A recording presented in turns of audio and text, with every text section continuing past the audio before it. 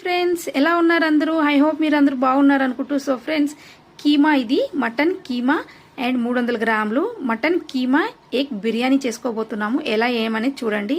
So friends, ఉప్పు కారం పసుపు పెరుగు కొత్తిమీర పుదీనా వేసేసి అన్నీ అంటించేసి మ్యారినేట్ చేసి పక్కన పెట్టేసేయాలి.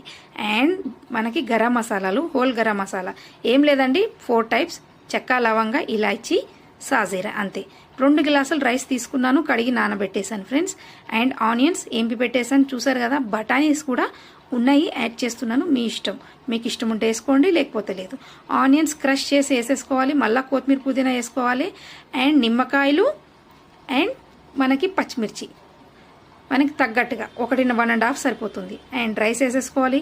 రైస్లో ఉప్పు ఆయిల్ వేసుకొని వాటర్ అనేది హీట్ అయినాక ఉప్పు సాల్ట్ వేసుకొని బాగా బాయిల్ అయినాక రైస్ వేయండి ఫ్రెండ్స్.